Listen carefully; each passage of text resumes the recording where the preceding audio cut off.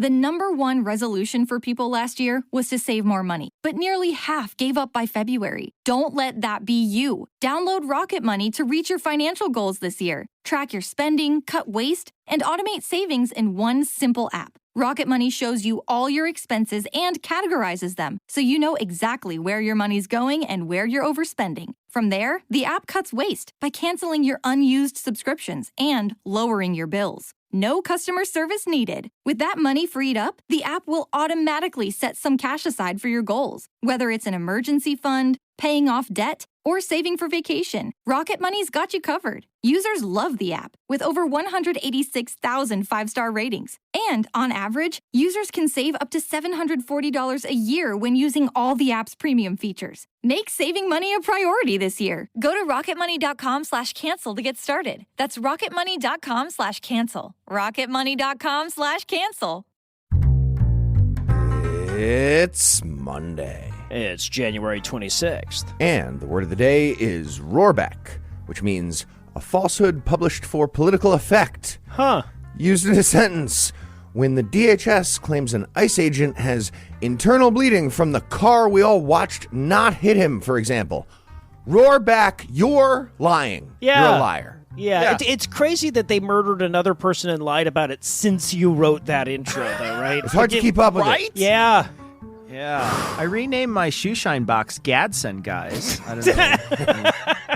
Haven't heard a word from the libertarians. It's so weird. Oh, so weird. Yeah. It's just kind of silent right now. It's insane. Anyway, I'm No Illusions. I'm Cecil Something Italian. I'm Heath Enright, and broadcasting delayed from America's Far Center. We are the Skepticrats. On this week's episode, after crossing a red line, Trump goes yellow on Greenland. Venezuelan Peace Prize winner bribes demon kid so she won't get wished into the cornfield. And Republicans invite the world's leading expert on Donald Trump's crime to headline a big public hearing on Donald Trump's crime. Did they do that? But first, the rest of the intro music. Joining me for headlines tonight are my fellow Skepticrats, No Illusions, and Cecil Something Italian. Gentlemen, Minnesota angry guy, TM, he's great, but Waycross angry guy and Chicago angry guy were already doing that for years. Thank you.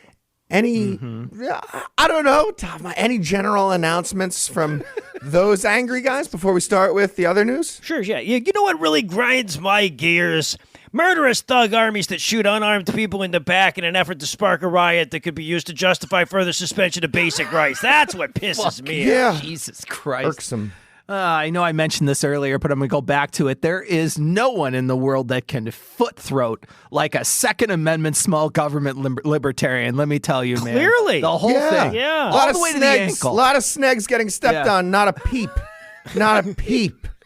Yeah, So weird. just for the record, the moment we finished putting together our stories for this episode, we got news of another execution by ICE. So we're not going to talk about all the details of that, but that's the context for everybody, just so you know. That's what fucking happened again. Yeah, we literally, our current event show cannot keep up with the federal government's murder of its citizens. Yeah. Way too much. Okay, I started thinking about a novel of like, what would happen in the novel where there might be something that could be done now? So otherwise, you know, people, the average person has to just kind of be like, I guess I'll try to vote and hopefully maybe in November or maybe in 2 years in November, something good might happen. But in a novel, Time there's... machine. Yeah. In a novel, there could be a time machine. Oh, man. In a novel, there could also... So this could actually be like within our existing rules anyway. I'm not saying it's going to happen. But in a fiction world...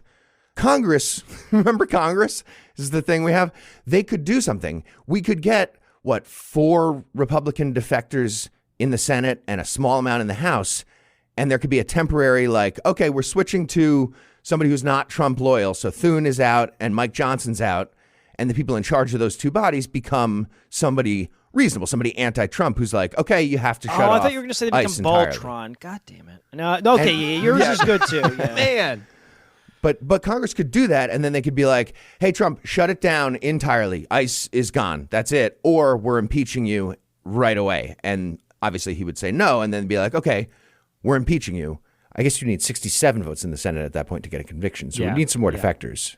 but it's like theoretically possible. And then Vance becomes president and you're like, Vance, shut it down or we're impeaching you too. We'll make something up. I don't know. It doesn't matter. And then he'll say no because he's a fucking piece of shit. And then we make whoever's the new Speaker of the House the president. And then that could actually like change something now. That was like all I could think. I just made up a crazy novel in my head. I was so fucking angry. Yeah, I mean, not to burst your bubble, but I can't imagine any of that happening at all. I mean, these people are such bootlickers. They've literally never steered away. Even when people are literally getting murdered in the streets of the United States, they have not swerved at all. Very few of them. I mean, I won't say none of them, but there's most of them are still 100% on board with him. Yeah, terrifying. They like the coppery taste on the boots, yeah. They sure do. It's salty. Fucking horrible. Okay, well, that's the context. We're going to talk about some other stories. It's a dark time. We're going to try to get some humor out of it just because I think we all need some humor out of whatever we can find a little bit. It's also the worst time ever in recent history in this country. So there's the context. It was that already, and it's that worse now. So let's talk about some other news. In our lead story tonight, in Taco Brews Day. I see why you I'm sorry. I see why you had to have such a long lead in of like, if we're going to try to find some people because how do you transition from their murdering us in the streets to Taco Brews Day? I had to get there. You got to do something else before the wordplay. It worked. Okay, well, here we go. Taco Brews Day. Donald Trump chickened out and he bumped his hand. He has a little boo-boo on his hand. That's actually a really big boo-boo. That hand, it could not afford it either. That hand was already falling off pretty good. We'll circle back to the leprous hand. More importantly, he went to a luxury compound in the Swiss Alps and spoke with a bunch of billionaires about the world economy. And the result was somehow more obnoxious than you'd guess based on hearing that description. It's also a giant failure for Donald Trump personally, so that part is fun. And we're not attacking Greenland and therefore all of NATO for now. So I guess that's good too. But as usual, he's like the kid with the chemical imbalance is what we called it in the 90s. That kid who picks up a chainsaw that everybody thought was locked away and just wields it all of a sudden. Like, even when he loses, nobody wins. So in this case, he spent the last few weeks claiming he'll take Greenland by force if needed. And then he got to the World Economic Forum in Davos, and everyone was like, no, man, you're not doing that. You're not. Just fucking stop. And then Trump was like, no, I'm not doing that. I'm just going to fucking stop. But I made a sweet deal. So to be clear, no, he didn't. That deal does not exist. He made a plan for a framework for the potential of a future potential maybe deal and announced it as if he made a deal. And that framework achieves absolutely nothing. Yep. Even if you're somebody who's only thinking about the selfish motives of the United States. All he accomplished with his World War III pump fake, which is insane, that's a thing that happened, all he accomplished was disrupt the entire economy, further weaken our alliances, further weaken our credibility, and make his next pump fake even dumber than this one, also known as Taco Brews Day. This is like convincing your tantrum-throwing toddler that the toy he already has at home is way cooler than the one at the store. Really? And him believing you. Right. So, as we already knew, Donald Trump is incapable of speaking with linear thought for any extended period of time. And he spoke for 72 minutes at Davos. So that's about 70 minutes of yes-anding himself with his favorite cool-sounding word from the previous sentence. His taco on Greenland was pretty much the only coherent thing he said. The rest of the time, he was saying things like, NATO isn't being cool about Iceland, and how come NATO never calls me daddy anymore? Jesus Christ. What? Is that what somebody said? Solid question. You got to know some weird shit, and you got to pull apart Trump's tenuous grasp on the world map and on, language in general. In terms of the map, many people have pointed out his map appears to be the risk board in his head.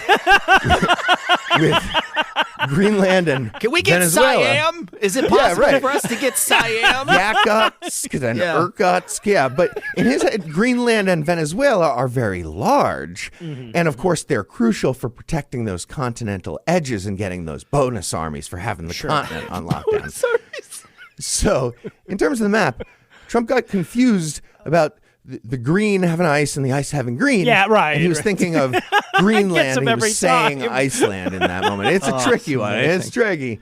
And the daddy part, that's a reference to NATO Secretary General Mark Rutte, who actually did call Trump daddy last summer.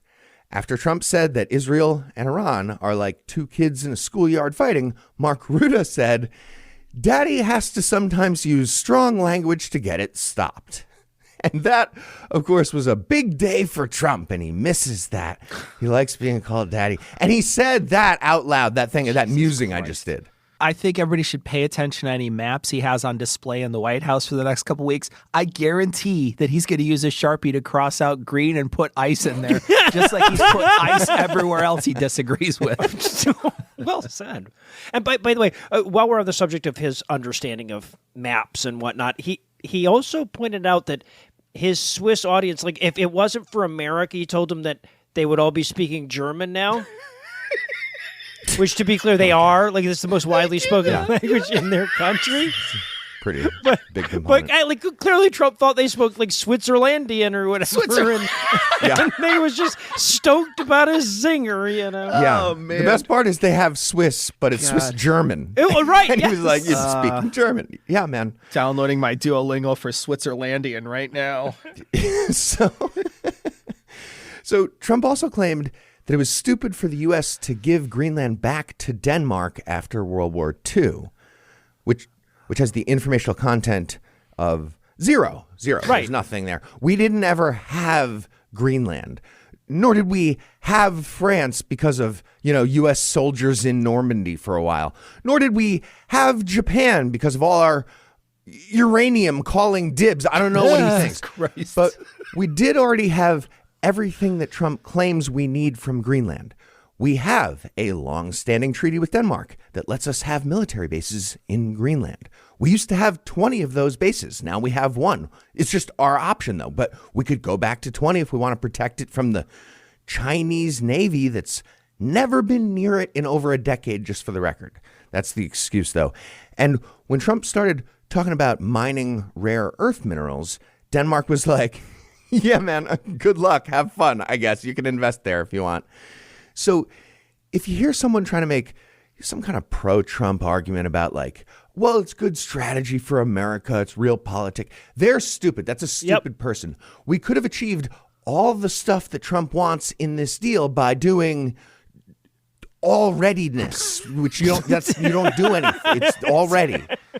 And that doesn't fuck up our entire set of alliances and disrupt the world economy. Right. Yes, yeah, no, the best their fucking master deal maker could manage was a framework for alreadiness that the other parties deny having made, right? Like, he's fucking unnegotiating at this point. Yeah, absolutely. What is this big thread? What if I pull on this thread? What's going to happen? Yeah. Such an idiot. So Trump was clearly the big loser of the event. I also want to mention the big winners. Of course, Greenland and Denmark are up there, and the world economy and NATO and people who enjoy not having a world war. A lot of winners there. Another big winner was the European Union. Its leaders definitely made some very credible threats about using a provision called the trade bazooka. This is a real thing. Fantastic name and a smart idea that lets the EU decide that a lunatic like Trump is now a complete pariah from their entire economy if they want to. And they can do that in a variety of ways, including one plan that's been mentioned about targeting the local economies of all the places in the U.S. where Trump has the most voters. That's like the whole point of the EU is like stuff like this. They have a trade bazooka. They certainly threatened it. Just like when China flexed back and Trump tacoed on his Liberation Day tariff nonsense, it looks like the EU just, pulled up its shirt to reveal a trade bazooka tucked into its belt. So great work by the EU. Yeah. Well, and this idiot is only now realizing that I'll blow up our trade alliances again doesn't work as a threat, right? Like, you can only do this shit once. Yeah. He already made his pump fakes very, very much not credible in other ways too already. But for me, the biggest winner was Canadian Prime Minister Mark Carney. Oh, hell yeah. This guy, I fucking love this guy. I mean, he's just like a boring econ nerd, but he went from that to the guy who made Trump go home and cry from Davos. While Trump was doing a panel, Carney was giving a speech in the form of like a backstage WWE rant, telling Trump to go fuck himself, and then just like smirking at the camera like a hockey enforcer with that awesome 7-tooth grin. Fucking great job. And I really don't think I was exaggerating about Trump and the crying. Trump left the summit and immediately started scream crying into his keyboard with all his grievances, and also making a really sad list of like, oh yeah, also here's some perceived victories that have, and he's doing the like, I also here's some things that I'm pretty sure I want. Here's a headline with my face on it from fucking Kicks a can really one quickly. American. Yeah, right. Yeah. So, this is real though. From 12:40 a.m. to 1:30 a.m. on Friday, he made more than 70 posts on social media. And then he woke up the next day, and from 10:30 a.m. until about 1 p.m., he made 51 more. Jesus. Several of those were screenshots of just fucking random people on like Truth Social who vaguely agreed with some other thing he had posted a few seconds earlier. I feel like the speed limit for presidents on social media should be 1 post a day. And if you exceed that, we get to shoot you out of the trade bazooka. or with the trade bazooka, whichever hurts more. I don't know. I will take with as well. Yes. Right. He also remembered Mark Carney during his little rant here, and he posted an angry note on Truth Social about that. He told Carney that Canada is no longer invited to join my awesome board of peace that I made. So Got uninvited. In case anybody missed it, on the board of peace, that's the subscription service that gets you in the little club that thinks they're going to solve the Middle East real quick. That's their first thing. And then probably become the new United Nations. And you can join for just one easy payment of $1 billion that Trump controls. Trump did a signing ceremony in Davos for his board of peace, and like nobody showed up that he invited. Pretty much all of Europe snubbed him. He got a few fascists, naturally, like, you know, Viktor Orban and, I don't know, some fucking guy from Bulgaria. It doesn't matter. But who he resigned the next day. Yeah, he didn't even get Putin to show up for his big, like, dictator party thing. Well, I mean, it does get the best people. Putin would have been arrested for war crimes if he had shown up. Right. That's important to mention. Yeah, we should make it clear that Carney's whole speech could be best summarized as, well, the last thing we ever want to do is get into more international organizations controlled by the U.S., right? And his punishment was not being allowed to be in an international organization controlled by the U.S. Are you sure you don't want to go in the briar patch? I will throw you in. It was a lot of briar patch in there. So here's the part that got me last week, because I already thought, you know, we're probably living in a simulation. It feels like that a lot. I see a lot of glitches in the Matrix. And then the president of the United States actually tilted at windmills and said war is peace, almost exactly. But he's an idiot, so he said that wrong. I know he's never read Cervantes and Orwell, but the lizard aliens with the simulation machine probably have read that stuff. So during the speech on Wednesday, Trump said that windmills are a hoax and railed against windmills. And then when he got back, he got a question about the Board of Peace. And he said, exact quote, "Peace is so destructive for everyone, even countries that aren't involved. It's so destructive for everybody when you have wars." Come on, man. They would have demanded to see Biden's brain if he had said that. Right there. They would have taken it right out of his fucking head. Right? Yeah, no, I saw a tweet the other day. Somebody basically said we've moved from Orwellian to Vonnegution at this point, and I feel like that quote pretty much settles it, right? Yeah. Where's Kilgore Trout with that bazooka, man? Yeah. So yeah, he couldn't even get the propaganda right. He's like Big Brother's sloppy understudy who can't get the lines correctly. Middle brother. He's like middle brother. Oh my God, he's the ultimate middle brother. He's got the whole complex. So here's what I want to see happen. Trump's whole thing is trying to be this, you know, alpha dog piece of shit character, and it defines his entire existence. His ego is everything. But he also fails at almost everything. So I want every world leader to start challenging Trump publicly to a big MMA fight. Like, apparently, we're making a giant UFC event. It's going to be the centerpiece of America's 250th birthday party this summer. So the venue is ready to go. And Mark Carney is my first pick. Mark Carney, he's only about 5'9", 190 pounds to Donald Trump's, well, 6'3", 235. No, he's not. Genius of stability. Not either of those. One's low, one's high. But regardless of the real numbers, Carney would beat the fuck out of Donald Trump. Oh, yes, absolutely. Carney's a legit hockey player who grew up in Edmonton, Alberta. He's a goalie, but still, Trump's a bruisey little baby with tiny little baby hands that are falling off. I would pay so much money to watch that pay-per-view. Oh, God, he punches him with that necrotic fucking hand of his, and it just turns to dust like a seed pod. Yeah. Instead of his shirt, Carney just like pulls his comb down over his eyes or whatever. Oh, yeah, I love it. Yeah, and speaking of getting beat up, that brings us back full circle to the fucking grisly hand injury that happened to Trump. It looks terrifying. Like Melania cast a spell on a turnip that she was angry at. But according to Donald, he just had a little oopsie and bumped it on a table. I don't know what the fuck is happening in his life, but he said he bumped it on a table. But don't worry, he's going to be okay. He said, quote, I put the huge pause for him to figure out the word here, and then he lands on the word cream on it. He said, I put the cream on it. Oh, the guys. Yeah, it escapes you. I wonder if maybe mega dosing aspirin has anything to do with it. Is there any chance that bruises you up a little bit? Smash into tables all the time with your crazy hands? Yeah. All right. Well, we're going to take a quick break for a word from our sponsor, Mint Mobile.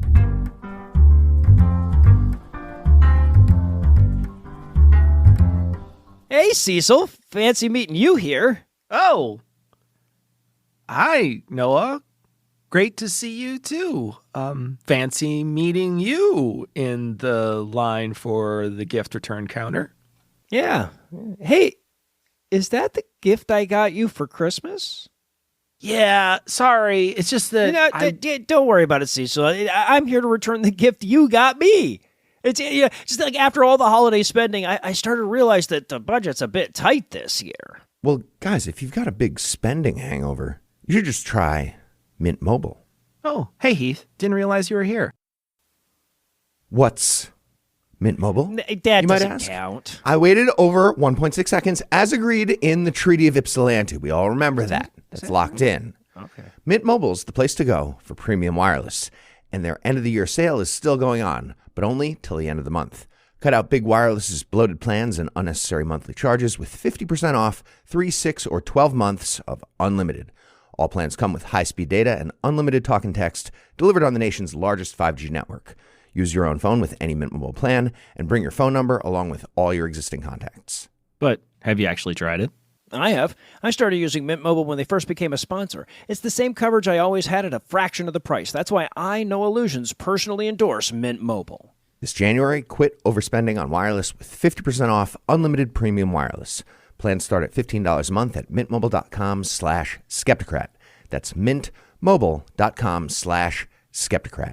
Limited time offer. Upfront payment of $45 for 3 months, $90 for 6 months, or $180 for 12 months. Plan required. $15 a month equivalent. Taxes and fees extra. Initial plan term only. Greater than 50 gigabytes may slow when network is busy. Capable device required. Availability, speed, and coverage varies. See mintmobile.com. Awesome. So I suppose you were returning my gift because of your holiday spending hangover too, huh, Cecil? Yeah. Are you sure? You didn't sound sure. Yep. Yep. I just like hanging out on the line here. Yeah, clearly. And we're back. Next up in headlines in Microsoft face paint news, or I guess we could do Ice Ice Crybaby too as well. Protesters in Minnesota this last week walked into City's church and brought a church service there to a screeching halt as they protested Immigration, Customs, and Enforcement, or ICE, shock troops on the ground in their city. The protest was an event that was put together by Black Lives Matter Minnesota, as well as a few other organizations. They targeted this church specifically because they believed, and we still, as of this recording, don't have any statement from the church denying this, that one of the leaders there was also the acting director of ICE's field office for enforcement and removal operations in St. Paul. I realize that saying Black Lives Matter in Minnesota is actually 2/3 of the summoning ritual for the National Guard, so I apologize in advance. It's like they started killing white people just to underscore how full of shit the All Lives Matter crowd was, right? Yeah. All right. So now the church did release a statement on their website, and here it is in part. Quote, Jesus is real. Oh, cool. Well, that clears it up. That clears everything up. Good stuff. Nobody, nothing. Jesus is real. Also, Cool. he's not, right? Like, so why start with such a demonstrable lie? Distinction. Yeah. They continue the quote, we gather on Sunday mornings to worship him. We are gladly giving ourselves to what is most central and sacred in our life together. On Sunday, January 18th, a group of agitators jarringly disrupted our worship gathering. They accosted members of our congregation, frightened children, and created a scene marked by intimidation and threat. Okay, just going to translate as we go. A few black people walked in and we started growling like neo-Nazi dogs on the porch. Pretty much. Yep. Mm-hmm. Pretty much. Continue the quote. Such conduct is shameful, unlawful, and will not be tolerated. Invading a church service to disrupt the worship of Jesus or any other act of worship is protected by neither the Christian scriptures nor the laws of this nation. Translation, we were changing money on some really nice tables, and we totally lost count because these people disrupted our counting of our money on the changer tables. Yeah. Jesus would never stand for that, the people getting disrupted while they count the money. Last bit here, quote, Jesus Christ, the divine Son of God, lived, died, and rose again for the rescue of all who put their faith in him. He offers a love that transcends cultures, borders, policies, and politics, end quote. And we have not taken that offer. Also, we are not strong readers. Reading is tricky. Yeah, to be clear, the intimidation and threat was just like them being black. Nobody threatened everybody. They're just scared of black people. Yep. Now, a church that was anti-immigration might say, in words wrapped in Bible speak, fuck ICE, we're on your side. Doesn't sound like that to me. Mm-mm. We can also tell this church was anti-immigration because immediately after the disruption, we saw a mobilization of the U.S. government to punish these protesters. Right. Okay. If people disrupt your thing to protest a Gestapo, which we have now, you have to join in with them. Yes. Agree. It doesn't matter what's happening.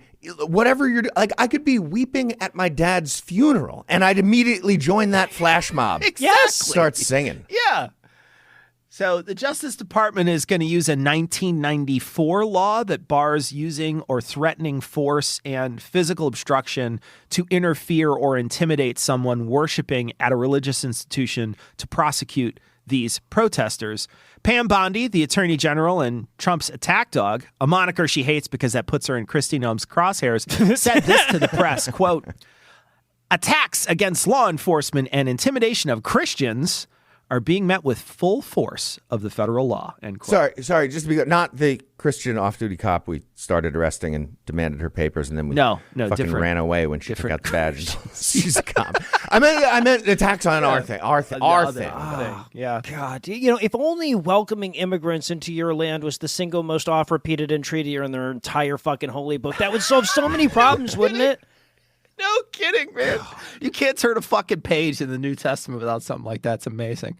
All right, so they arrested two of the people involved. One is a veteran and a TikTok influencer who calls ICE agents Nazis and traitors. He goes by the handle Da Woke Farmer. His photo looks normal. He's photographed and he looks normal. But the civil rights attorney and organizer Nikema Levy Armstrong, she was taken into custody, and her photo, looked somewhat stoic. She's handcuffed and she's walking towards the camera, looked normal and stoic. And we know this because it was posted originally by DHS on Twitter. And then a half hour later, the White House account posted on Twitter the same photo with a few key differences. They photoshopped Nikema Levy Armstrong crying, like having a full-on breakdown, and they added the phrase, arrested far-left agitator Nikema Levy Armstrong for orchestrating church riots in Minnesota. This is so stupid. They did it to their own photo that they had just put out. Their doctored photo might as well have like cartoon tears flying out sideways in Sharpie. No kidding, it looks so bad. So not only did they manipulate this image of this person to make them look like they're crying, they're calling them church riots. Yeah. And when asked for comment, the White House Deputy Communications Director wrote, enforcement of the law will continue. The memes will continue. So these dumb fucks don't realize that manipulating this photo is an improper extrajudicial statement. Her lawyers said the photo was evidence that the Justice Department bore some sort of animus against her and filed the charges vindictively.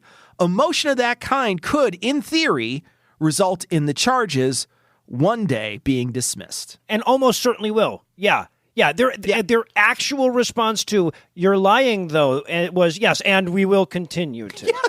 The lying will continue until morale improves. Also, we're going to shoot people. It's not going to improve. Maybe we're going to shoot people. And in Guinea break news, that's guy feels so racist, but it will make sense when we get to it. Sorry. So the reaction it's against Italian people. Cecil, are you cool with this? That's why we have Cecil on today, actually. Cecil said we could say matter? This. Yeah. So the reaction of way too many Trump supporters to "it's unspeakably cruel," though, is don't worry, they're doing it to brown people. So you know how anti-vaxxers have long used this talking point that says vaccines are unsound, right, or the science around them is unsound because we haven't done double-blind placebo testing with them? And you know how our counterpoint is, well, that's because doing double-blind placebo testing on a vaccine that's already been shown to be safe and effective would mean intentionally exposing children to potentially fatal and crippling diseases to learn what we already knew. Uh-oh. Yeah. Hey, the argument's done. The argument's done. It turns out their answer is don't worry, they're doing it to brown people. Fuck. Because apparently the Trump administration has awarded a Danish university a no-bid $1.6 million grant to do exactly that to newborns in Guinea-Bissau. Okay, I got to say, Survivor's getting weird in season 15. It feels like they're running out of ideas. It is like a game show, but the buzzers just kill people. What is this? Right. So I only learned about this a couple of days ago when the nation decided to suspend the study before it even got started because presumably they realized what it was, right? But the plan was and continues to be, according to the Trump administration, to do a randomized controlled trial on the hepatitis B vaccine on 14,000 newborns in Guinea-Bissau, denying the vaccine to half of them, and then, checking to see later how many of them died of liver failure. Come on. Insane. And in case you're wondering, yes, hepatitis B is incredibly common in Guinea-Bissau. It's like 1 in 5 people there get it. So you remember the Tuskegee Airmen? Think like that with babies. Cool. Yeah. Okay, I'm not sure what the exact number is, but just straight up murdering like 1,000 babies would be more ethical than doing that study. Yeah. Or like, again, some other number that's not zero. It's Same thing a I just said. non-zero number. Yes, right. And look, this would be an inhumanely cruel experiment to run anywhere in the world, but Guinea-Bissau is one of the poorest countries in the world, right? 91% of their population lives on less than $9 a day. 40% live on less than 3. So suffice to say that they didn't have a particularly robust health care to fall back on. And this study is only funded through 5 years, right? So Hep B is one of those diseases that can be more or less controlled with antivirals and shit, even in its chronic form. But that's really fucking hard to do when you're living on $3 a day in a nation with 1 hospital bed for every 1,000 people. So last Thursday, Quinnen Nantote, the country's health minister, announced that the study was being suspended pending a technical and ethical review by their Public Health Institute. But when press asked the HHS about this, their spokespeople said it was still go. Quote, "The study is proceeding as planned, and we continue to work with our partners to finalize the study's protocols," end quote. That's the official response from RFK Jr.'s Department of Health and Human Services in response to the country itself going, yeah, we're not doing this. Coming in for a landing. Get this one. Love at CDC. What the fuck is happening? Yes. I don't know why you guys are all so sensitive about this. It's right here in Joseph Mengele's big book of science. Yeah, this right. whole thing. That's where we're at. And I want to be super clear on just how cruel this study is. So getting hepatitis B is bad, but when you get it matters too. Like the worst possible time to get it apparently is as a newborn. If you get infected as a newborn, the odds that you'll have the chronic lifelong infection, that's like 90%. And that infection leads to liver failure and liver cancer. But it's worse than that because this study is designed, funded, and if it's run, it will be run by anti-vaxxers. So they're also fucking cheating. According to critics of the study, that is, people who don't want to intentionally kill African kids with cirrhosis, they're intentionally designing the study to exaggerate the dangers of giving the first vaccine at birth. This is terrifying. Like, if you said to me, hey, Heath, write a sketch about the conversation overheard inside a volcano lair. Right. I would have been mad when you showed me this article. I would have been like, right. That's actually really good. Right. So the Trump administration is clearly trying to ram this through over the objections of Guinea-Bissau's health ministry. And given how poor the country is and how much they've already choked off foreign aid, right, they can probably flash a bit of money and make that happen. But even if Guinea-Bissau manages to stand firm, there are still 17 countries in sub-Saharan Africa even poorer than they are, so I'm sure they're going to find somewhere willing to host it.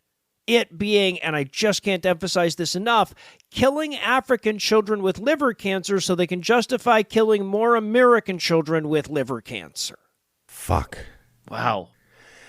And in Collaborate and Glisten news, ICE is back with a brand new edition. Oh, are they?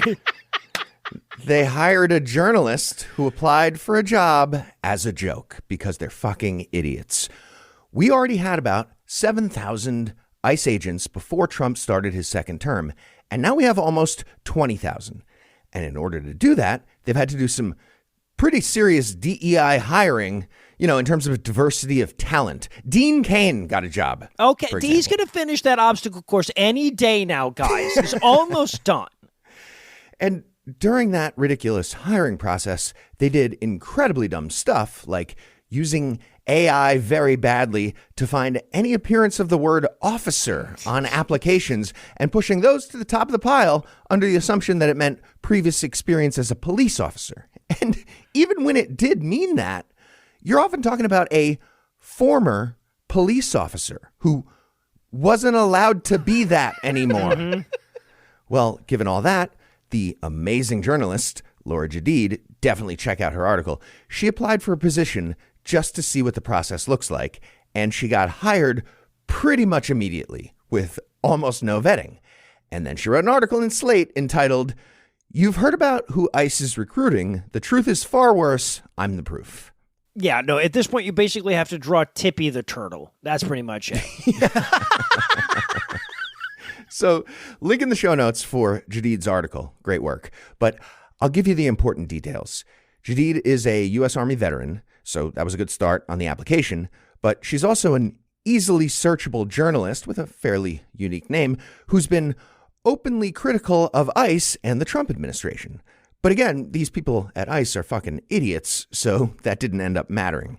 She went to a recruiting expo in August.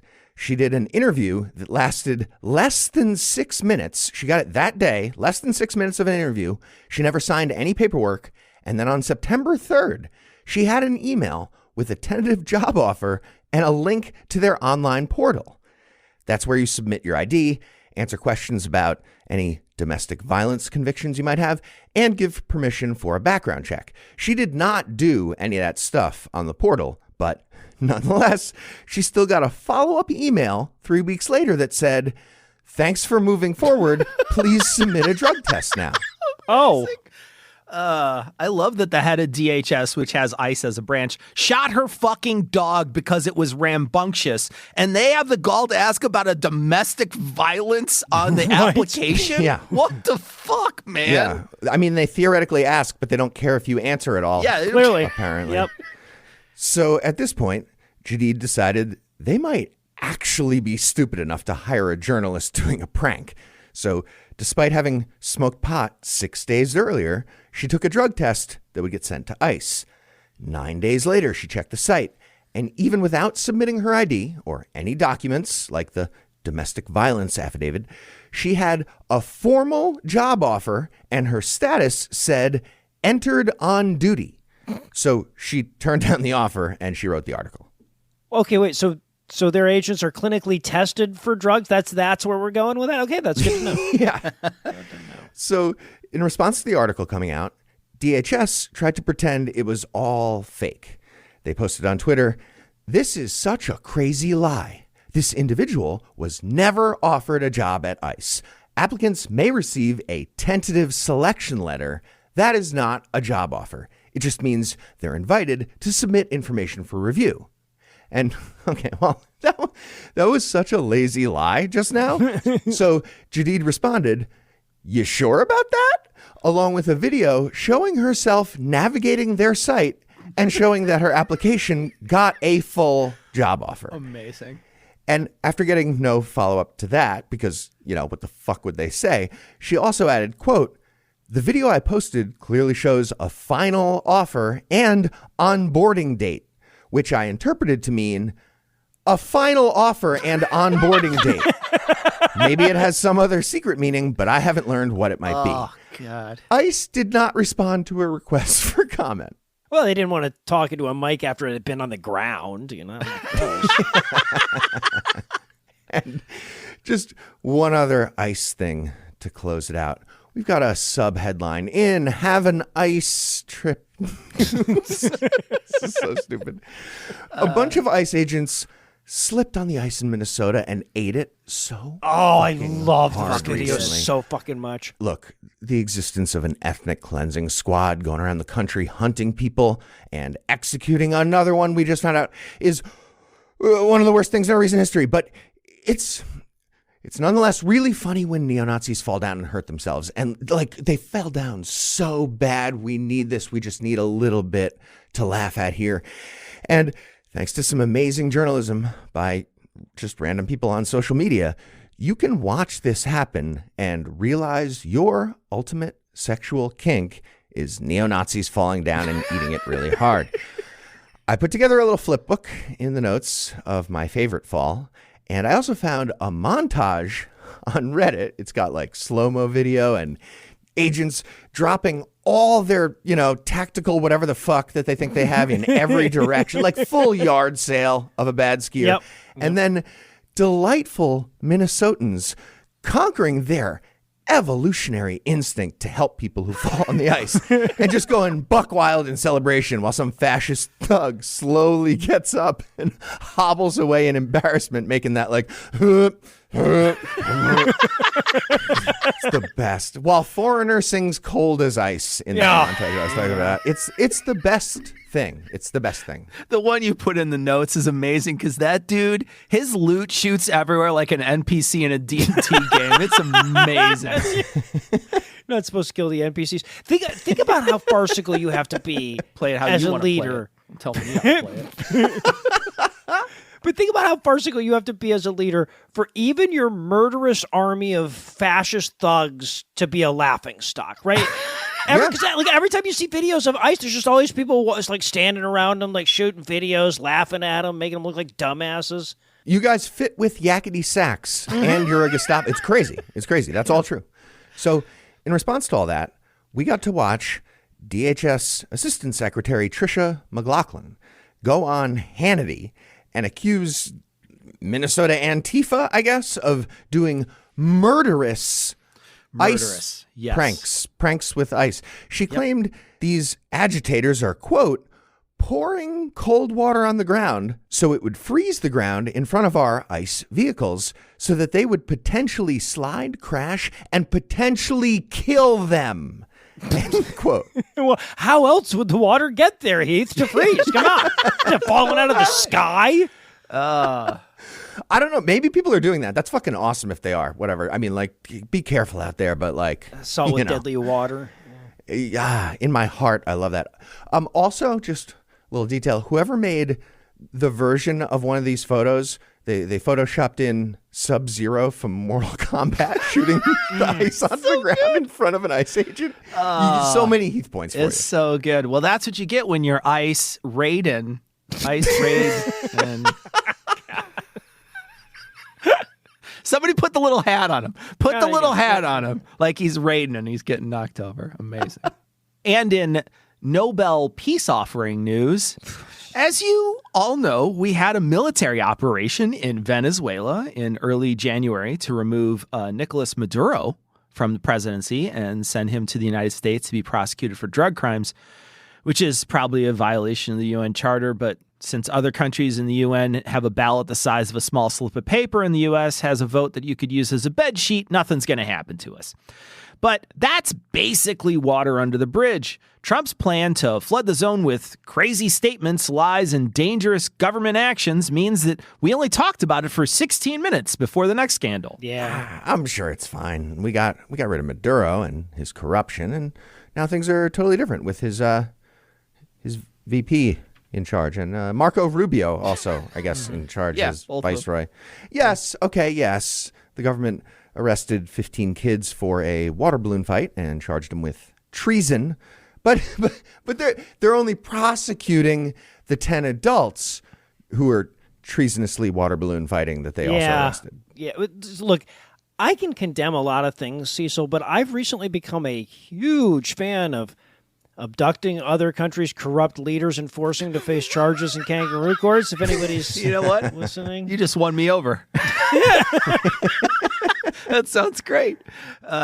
Now, a lot of people speculate as to why Trump would choose to send our military to another country on a covert operation to capture that country's president for drug crimes when he literally pardoned another former president of Honduras in November who was convicted of conspiring with drug traffickers and using his governmental position to help hundreds of tons of cocaine enter the United States. So good question. It seemed that it might be for oil or oil money. We quickly found out that he had private meetings with oil company executives before the raid. He sat on the tarmac being drowned out by Air Force One. He had conversations with all the oil companies before and after the raid. All of them. So had to be oil, right? That's why we went down there, right? Yeah, it's super chill in Venezuela now. Great business atmosphere for a few $100 billion of investment. Really hard to get oil that's not as good. Exxon was like, "Hey, this is a great opportunity, Mr. President, and a great opportunity to Chevron. Yeah. There you go. I love this. I love this for you, Chevron. Yeah, right. Well, right. we went first on a few other things. Why don't you guys go? Yeah. So these are people who are like, bottom of the ocean, no problem. North of the Arctic Circle, you bet. Typhoon-laden earthquake zone, don't mind if I do. And they're like, fucking Venezuela? Are you fucking kidding me? So maybe a different theory. Could it be, dear listener, that in fact, all of that is a cherry on top of a bad plan by a narcissist to overshadow the recipient of the Nobel Peace Prize? Maria Corina Machado has been the opposition leader in Venezuela, and she was given the Nobel Peace Prize by the Nobel Committee in October of 2024 for her tireless work promoting democratic rights for the people of Venezuela and for her struggle to achieve a just and peaceful transition from dictatorship to democracy. After she got the award from the committee, not the government of Norway, Trump's administration immediately sent out a message on social media, quote, "The Nobel Committee proved they place politics over peace. Trump will continue to make peace deals, ending wars and saving lives. He has the heart of a humanitarian. There will never be anyone like him who can move mountains with the sheer force of his will," end quote. Okay, it's true. Nobody like him will do that. That last part is technically true. Yeah. Trump also said that Machado called him after she had won and they had a conversation. Quote, "The person who actually got the Nobel Prize called today called me and said, 'I'm accepting this in honor of you because you really deserved it.'" He continued, "A very nice thing to do. I didn't say, 'Then give it to me,' though I think she might have. She was very nice." He also said, quote, "I've been helping her along the way. They need a lot of help, Venezuela. It's a basic disaster. So, and you could also say it was given out during 24, and I was running for office in 24. End quote. Not sure what any of that means here, but it really does make you wonder if the oil or the drugs were really the issue, or if he really just wanted to show the Nobel Committee, not the government of Norway, that he was able to do more for Venezuela. Yeah, maybe. But I honestly, though, I feel like at a certain degree, assigning a motive to Trump's actions is kind of like when you pick a marble to root for at the beginning of the marble run. You know, like I don't know. You're probably right. You might be right, but that is fair. This saga had a new chapter to it added early last week when Trump and Machado met at the White House, where she gave him, in a frame, her Nobel Peace Prize. Which is like giving someone else your podcast award because you thought they deserved it. It is nothing. I mean, all of us were hoping Trump would get a bunch of plaque, but not this kind of plaque. You know what I mean? This is a framed medal, and it had this note, quote, presented as a personal symbol of gratitude on behalf of the Venezuelan people in recognition of President Trump's principled and decisive action to secure a free Venezuela, end quote. It seems Trump is pretty clearly motivated by gifts like the FIFA Peace Prize or private jets or large piles of cash. So giving him a medal that was sort of a calculated ploy to try to garner favor and possibly be installed as president. This is so fucking stupid. But the photo of Trump holding this thing and smiling like an idiot is priceless. So the medal from Nobel, it's framed up with some little captions on like construction paper are also it's like a diploma from preschool that you display. And some White House aide clearly had to like run down to Target and get a live, laugh, love poster in a frame from Target and pull out the stuff that was in there so they could have this photo. It's so stupid. And by the way, while we're kicking kudos to our favorite meme smiths, like we did with the Sub-Zero guy, I want to buy a drink for whatever brilliant meme smith juxtaposed that image with his transphobic quote about not letting men take women's trophies. Right? Amazing. Chef's kiss. So he may be leaning that way towards installing her as president. He said this to the press a couple days ago, quote, I felt so strongly against Venezuela. Now I'm loving Venezuela. They've been working with us so well. It's been so nice. And an unbelievably nice woman also did an incredible thing. We're talking to her. Maybe we can get her involved in some way. I'd love to be able to do that, Maria. Maybe we can do that, end quote. Give me more stuff. Yeah. All it takes is one incredibly rare medal, and you can become a president. Or $1 million. And finally tonight, in You Don't Know Jack news, Republicans took a break this week from weaponizing the Department of Justice against their political enemies to accuse the Biden administration of weaponizing the Department of Justice against their political enemies. Yep. And I know you need more detail because they're always doing that to some degree, like, you know, the way that they're regulating their blood temperature or regrowing cells or whatever. So more specifically, they made the mistake of letting Jack Smith testify publicly about why exactly he charged Trump with two of the felonies he committed. Hey, okay, if you think you're about to pull off a big win against Jack Smith, and then he dances into the hearing like he's Conor McGregor with a huge grin. Right? You might want to call timeout and just rethink the plan real quick. Oh, gosh. And how do you think your champion in this fight is going to be Jim fucking Jordan? Right. I mean, come on, man. Yes, right. So quick reminder, Jack Smith was the special counsel assigned to investigate Trump's efforts to stay in power after he lost the 2020 election. And because you can't fully investigate one major crime by Trump before he commits another, he also wound up investigating Trump's efforts to hide a truckload of classified documents in his spare bathroom. Both of those investigations led to charges being filed, and those charges were ultimately withdrawn, not because the cases lacked merit or because any judge rejected them, but because we're so fucking stupid as a country that we reelected the felon, and the DOJ has a long-standing policy against, indicting sitting presidents. Yeah, and we could have avoided that reelection, but, Merrick Garland, he was busy. He had to scrape across a bunch of bedrock and create moraines and tills while slowly melting. It was an important thing he had to do. You know what they say? Wheels of justice. They're seizing up again, guys. They're seizing up. Yeah. Well, so the idea was like they wanted to paint Smith as this ideological zealot who was ordered by Biden to go after Trump. And since their supporters are divorced from reality as a condition of membership, that's what their guys saw, I guess. But the main thrust of the Republican argument seemed to be, I noticed you didn't investigate any Democratic lawmakers about the Republican effort to overturn the election. Right. And of course, they also had to let the Democrats talk as this was going on. Yeah. So it gave them a chance to just list all the various ways that Trump is doing exactly what they're pretending Biden did on a daily fucking basis. Yeah. Apparently, Republicans thought they'd have amazing gotchas about stupid little details. But they also forgot that Democrats get to ask questions, too. Like, for example, Donald Trump did crimes. Oh, sorry. Did crimes? Discuss Yes, that, Smith. right. Well, yeah, because they're like, what evidence did you have of him committing the crime? He's like, oh, I'm so glad you asked. You have to ask the question again, up at the end. It's up at the end. Yeah, right. Yeah. So now, to be clear, as Republicans were trying to make the official case that their president would never be so careless as to weigh in on matters of impartial justice, Trump was tweeting, quote, hopefully the Attorney General is looking at what he's done, including some of the crooked and corrupt witnesses that he was attempting to use against me. The whole thing was a Democratic scam. A big price should be paid by them for what they have put our country through, end quote. He live tweeted this Yes. hearing. That actually happened. There was an actual moment when Democrat Joe Neguse of Colorado was like, hey, Jack Smith, thanks for describing how you definitely never took orders from Joe Biden and you're impartial. Quick pause to let you know Donald Trump just now live tweeted this hearing and he said, Jack Smith is a deranged animal. Pam Bondi should prosecute him. Yes. I'm giving an order to the head of the Justice Department right now.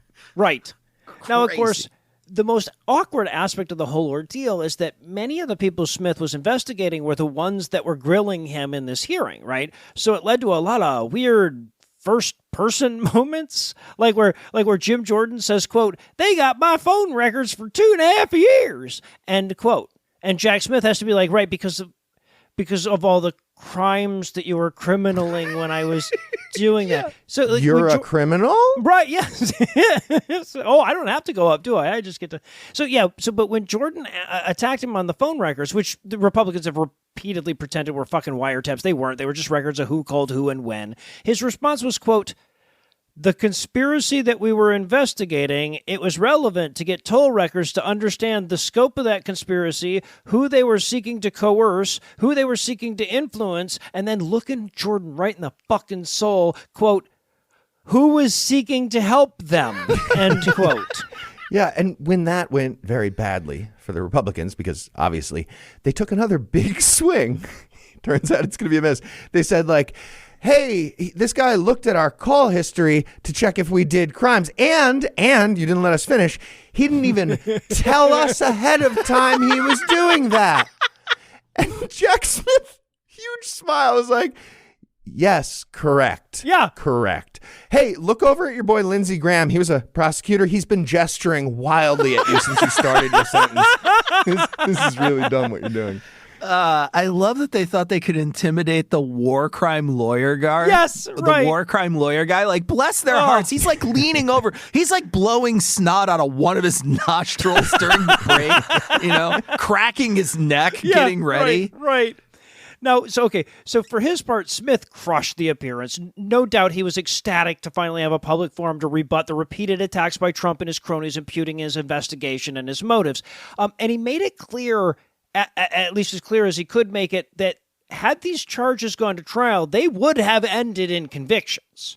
Right. And when they asked him if there was anything he wished he'd done differently with regards to the investigation, he said he wished he'd thanked his underlings more, which is like, I guess it's a fairly standard response in a situation like that. But it was a great way to remind everybody that a bunch of the people who worked on this investigation were fired in retaliation for it. Right. He also summarized his overall point pretty pithily, quote, my belief is that if we do not hold the most powerful people in our society to the standards of the rule of law, it can be catastrophic, end quote. Which, like, the transcript doesn't say asterisk gestures vaguely at everything asterisk, but I believe that can be implied. I can't believe how stupid this was to do this and invite Jack Smith to be able to talk about it. It's like that escape scene from The Deer Hunter was a scheduled hearing. Jack Smith ahead of time was like, please have the gun ready for me with extra bullets this time. But it's even worse than that. At the hearing, Jim Jordan picked up the gun and it just like backfired in his face. Jack Smith didn't even have to shoot anybody. I know you do the gestured vaguely thing here, but after a year of this presidency, you'd have to have at least as many arms as Shiva to gesture correctly, right? Right. But the most notable response to the questioning didn't come from Smith. See, among the attendees at the hearing were 4 former cops that defended the the Capitol during Trump's feeble little insurrection. And at one point, one of the Republican douchebags said that the riot was the fault of the Capitol Police for not subduing them with song or whatever the fuck he thought they could do. To which one of the former cops coughed, "Fuck yourself," end quote. Yeah. He totally did. Which is, based on his body language, the response Smith had been wishing he could give the whole time. So kudos to that dude. Sorry, can we have the steno read back the last thing that somebody said? I think, can we read that back? Cough. Can you read / fuck yourself? Can you read that back again? Sorry, I couldn't hear you. One more time. What did it say? Cough, fuck yourself. Is that right? You really have to admire the Republicans' adherence to blaming the victim, though. It's their defining trait, I think. It really in the last is several at this years. point, yeah. He had a gun. Well, he had a gun. God. All right. On that note, we're going to close it out. Thanks to Noah, thanks to Cecil, and thanks to all the listeners who liked us and followed us on all the various internets. Please keep doing that. Please keep listening, and please keep telling your friends. And Cecil, if anyone wants to hear more from you, where should they go? Well, they can go to dissonancepod.com to catch Cognitive Dissonance, or they can go to NoRogan.com and listen to the No Rogan Experience that I do with Michael Marshall. Ooh, excellent. That's about Joseph Rogan, the It is. We have to listen podcaster? to Joseph Rogan every week. Hey, question. I heard Joe Rogan realized maybe he's a giant piece of shit idiot and voting for Trump and backing Trump might have been a bad idea in certain ways, and now he's like against ICE. I heard that. Is that exactly right? 100% not true. And you could listen to a recent show we did on Rand Paul, where the media took a very specific quote from him and made it seem like he's backing out, but he 100% both sides a whole episode, and it's a whole thing. But half the episode is dedicated to breaking down exactly what he said about ICE, and it's not as heartening as you would think. Okay, so liar. Somebody's a liar. Media liar. He's a liar. Yeah, pretty much. Sounds about right. All right. And if you find the naive stupidity of our giving away a free show business model to be oddly charming, you can send us gifts of money at patreon.com/Skepticrat. Just like all the generous new donors, you will be complimented next time around. And whether or not you're feeling financially benevolent like those fine people, if you enjoyed our brand of whimsy and you'd like to hear more dick jokes free of charge, check out our brother and sister shows, The Scathing Atheist, GodAwfulMovies, D&D Minus, and Citation Needed, available in all the podcast places. We just have one last thing. Let's compliment that pianist. Special thanks to Ryan Slotnick of Evil Giraffes on Mars. He's the creator of the virtuosic musical stylings you heard today, which were used with permission. You should definitely check them out using the links we'll provide or by Googling the only band called Evil Giraffes on Mars. Until next time, catchphrase sign off.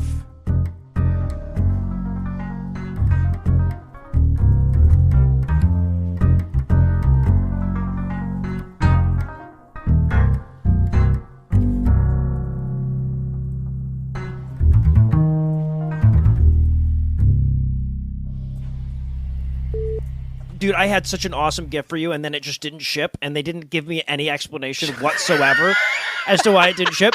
They're just like, "Your gift," and I'm just like, "Did my payment not go through? Did you run out of it? Did you not have it?" We give gifts, not explanations, motherfucker. Yeah, well, they don't give the gifts either. They don't. Yeah.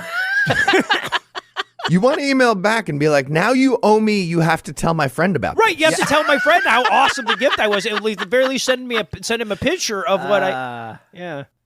The preceding podcast was a production of Puzzle and the Thunderstorm LLC, copyright 2026, all rights reserved.